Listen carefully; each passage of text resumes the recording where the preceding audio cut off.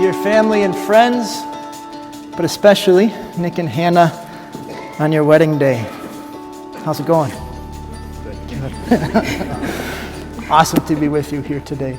Tell me if this has ever happened to you. Maybe you're sitting at your desk at work, you're checking your email on your laptop, maybe you're at home scrolling through your phone, and this big message pops up in bright, colorful letters, "You've been chosen." And for like 2 seconds, you get all excited, right? What am I going to win? And then you read that fine print, and it's not so great, right? At least in that case, to be chosen.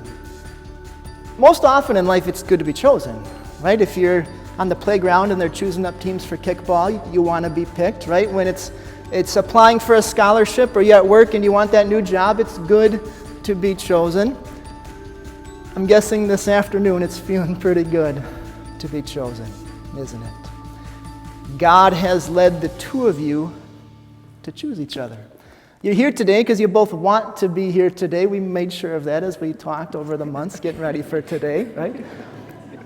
So blessed to know that you have somebody that loves you, somebody that cares for you, somebody that wants to be there for you, somebody you can lean on, depend on. It feels really good to be chosen. And we can see it. Right? We can tell how happy you are, how excited you are about that. That's awesome. We tend to choose our spouses because well, we're selfish, right? We choose the person that loves us back, right? We choose the person that does nice things for us, that cares for us. We get some return on that choice. And that's not a bad thing, right? How would you choose somebody who wasn't good for you, right? So it's a wonderful blessing to know that God has led you to find somebody you wanted to choose. Sometimes human choices don't work out, right? Anybody sitting in here, we all know that. We take a look at the world around us, and what do we find? About half of the choices that we make as spouses don't last. I'm sure everybody in here has experienced that or witnessed that. And as excited as you are today, guess what? It's not going to be perfect. Nobody out there who is married has a perfect marriage.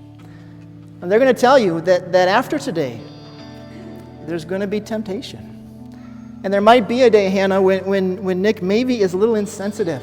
And he's not really, he had a long day and he doesn't care the way you want him to care. And the temptation is going to be to think, did I make a bad choice?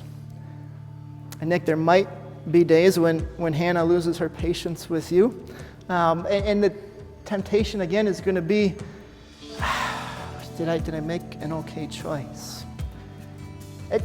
It's going to happen, right? Every marriage, even the Christian marriage, it's not perfect. But in those moments, what you and I most need to remember is what God says. You are His chosen people. Long before you chose each other, long before today, He chose you. And now may the Lord bless you and keep you. The Lord make His face shine on you and be gracious to you. The Lord look on you with favor and give you peace. Amen. And now present to you Nick and Hannah Groth. You may kiss the bride.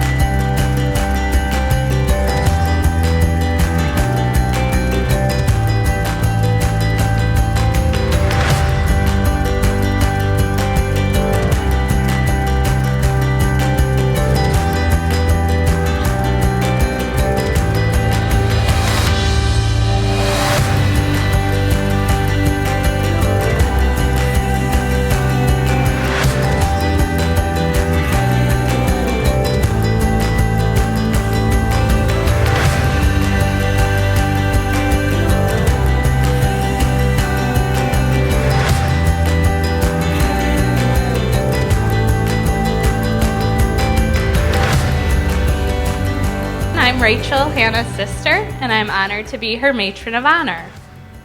Webster's dictionary defines wedding as the fusing of two metals with a hot torch. Wait, that can't be right. That's what I get for getting my speech off the internet last minute. Well, you know something? I think you guys are two medals, gold medals. And Nick, let me tell you why you have yourself a gold medal wife. First of all, she's a problem solver. When we were kids, the rule was that you couldn't get dessert until you finished all of your supper. So it worked for a while. And then all of a sudden, Hannah just stopped eating her supper. Hannah, if you don't clean your plate, you're not going to get dessert. Okay, she didn't care. This went on for a few days, and then my mom is changing her sheets on her bed. At that time, we shared a room, had bunk beds, and the mattress sat on a full platform. So my mom's lifting up the mattress to tuck in the sheets when a chocolate chip rolls out. Then a peanut. She's hesitant, like, hey, is a mouse gonna jump out at me here? I don't know if I want to continue this job. So she lifts up the mattress again reluctantly to find a whole Oreo cookie. Here, Hannah had been stashing little snacks under the mattress throughout the day, so on those nights she didn't like what Mom made for supper, she still had dessert. And I'd say that's a pretty creative solution for a 3-year-old's biggest problem. So Nick, don't you worry, Hannah will have an answer to any problem you two may face. Hannah is also already an expert on life.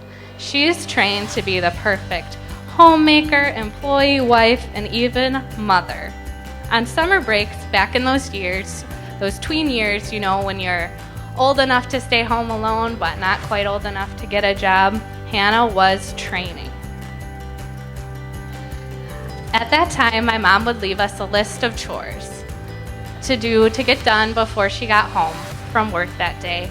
And even though we were good kids, pretty responsible, didn't give our parents too much grief, right? We did what every other kid on the planet would do and wait until the end of the day.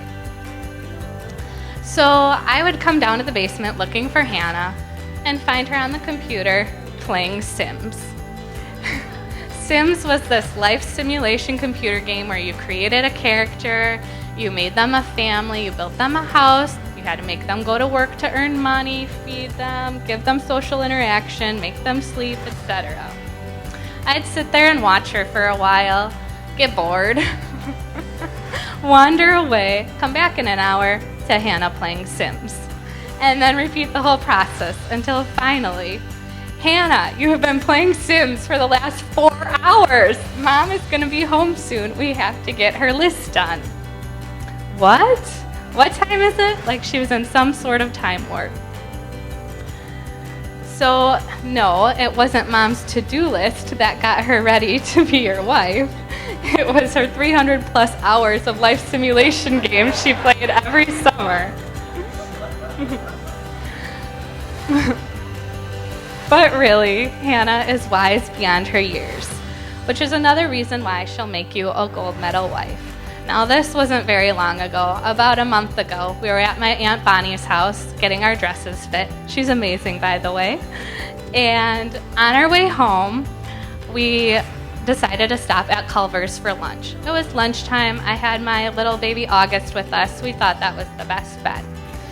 It was a long line, and we got talking about wedding stuff when I interrupted her, like, hey, what do you want to eat so I'm ready when it's our turn to order? And she says, I want a cheeseburger snack pack, plain, with a chocolate shake. I said, oh, okay, that sounds really good, actually. I think I'm going to get the same thing, except with toppings, because I'm an adult. So we get our food on our way home, and Hannah suggests I stop and get gas. She knew I needed some. August was doing great, so I thought, perfect. I pull up to the pump and start taking my seatbelt off to find something warm and wet on the belt. Look down, dripping down my hand, and all over my shirt is ketchup, like a child. And without missing a beat, Hannah goes, I get toppings because I'm an adult. So yes, that girl is wise beyond her years, and she will not let you forget it. So there you have it. Hannah is a gold medal gal. And Nick, you must be a gold medal guy if she can work with you, date you, spend her free time with you, and live with you without finding you kind of annoying. But in all seriousness, welcome to the family, Nick. We're lucky to have you. Let's raise our glasses.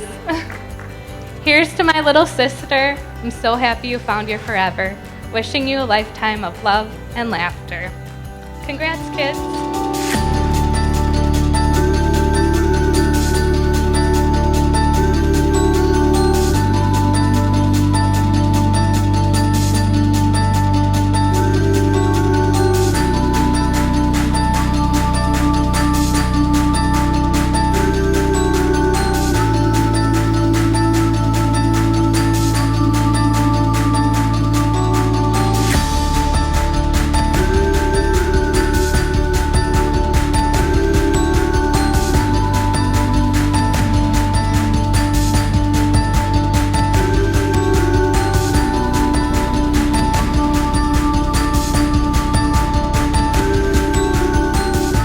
What an awesome occasion, and I want to first start out by saying how honored I am to be included in this special day as the best man.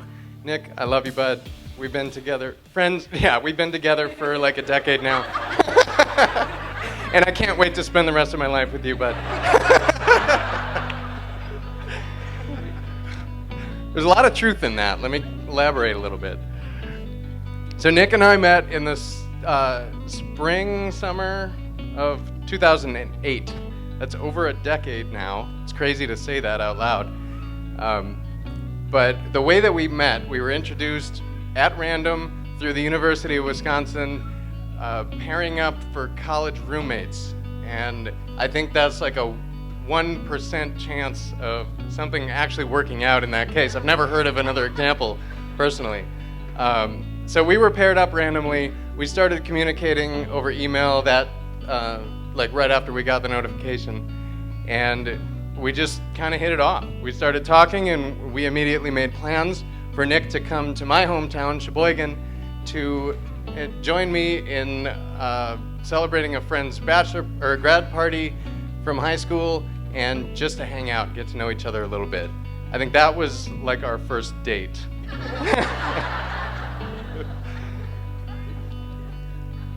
So this guy I've only communicated with over email shows up at my mom's house. Hi, Mom. In his kick-ass Camaro. And I'm thinking, man, this guy knows what he's doing. He's got a Camaro, showing up halfway across, drives all the way across the state of Wisconsin to meet up with me, and we're gonna have a good time. And we don't even know each other yet. We'd never met face to face. So at that point, I started to realize we had a lot in common. We started to talk, we got to know each other a little bit. He worked at a pizza place in his hometown, Mr. Pizza, right? And I worked at a pizza place, Faye's Pizza. So we had that in common. We could talk shop all day, you know.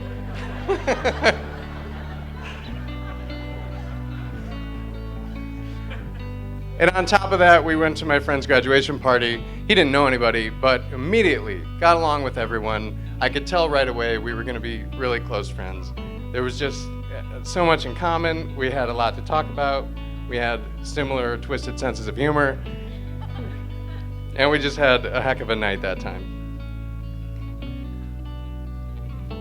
So going a step farther, we started college. We moved into our dorm room with Brady across the room, or across the hall from us. What a trio, huh? I'm gonna leave out a lot of details. Yeah. So pretty much immediately I started dating my girlfriend at the time, now wife. Hi, Val. And Nick, sorry for everything that we put you through during those first years. Nick was witness to a lot of ups and downs with us, and he knows us better than most. Point being, Nick was there at the beginning of our relationship. That was a really special thing. I didn't realize it at the time, but years pass, and you start looking back, and you start to take stock in what was really important, what those really critical moments were, who the really critical people were. And looking back on this all, just trying to prepare for this speech, I had so many ideas and so many stories, and I can't tell them all. We'd be here all night. So I just trying to boil it down, that's really what I came away with. Nick is such a great guy, and I'm so happy to see Nick and Hannah together finally married. This is a great moment. You guys really deserve each other. Hannah, you're incredible. Me and Val got to see the beginning of their relationship and got to watch that blossom. And it's been a really special experience. And again, looking back on this, it really makes you take stock in what's important. So at the wedding ceremony today, I heard a lot of really poignant moments there where the pastor was talking about being faithful, being honest, being dedicated. And I think that Nick and Hannah really both embody those characteristics. From the beginning, Nick, you have always been really studious. I remember seeing you in the dorm room studying away before your exams, and I maybe didn't give quite as much dedication to my studies, but I graduated, right?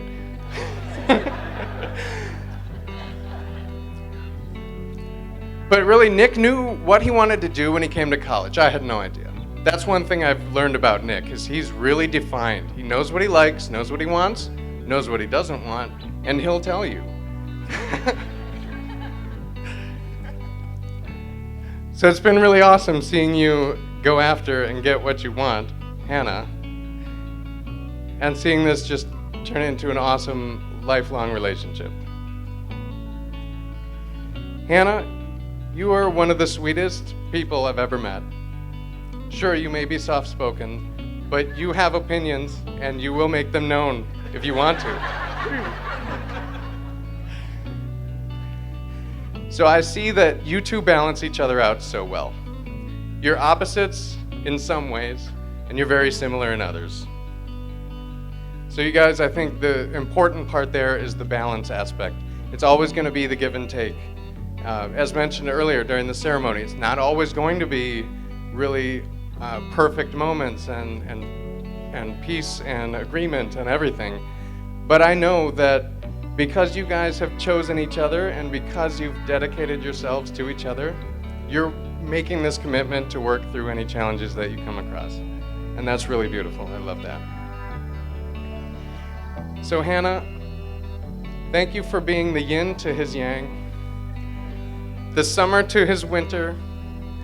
I saw a sign over there, the apple to his pie, and on occasion, the gin to his tonic. You guys are incredible. I'm so excited that you guys are finally married and we get to spend the rest of our lives together. Congratulations.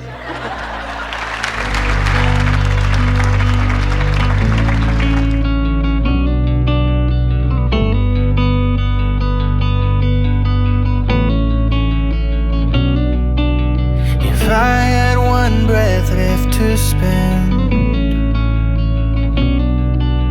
I'd go to you and take your hand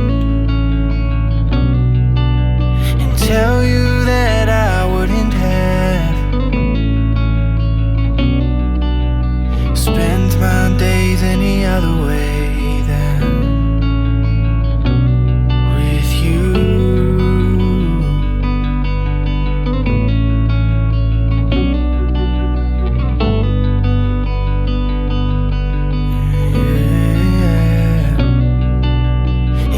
Took you for granted, baby, I let you feel like I could walk away and leave me here in misery, as I try to bring myself to ever want to breathe again. I need you, and I give you all of me. I'll be the best that I can be, and I know I'm not perfect, babe, but I promise I'll try every day to make you smile and make you laugh and wipe your tears and hold your hand and share my soul with yours and yours with mine and give you all of me.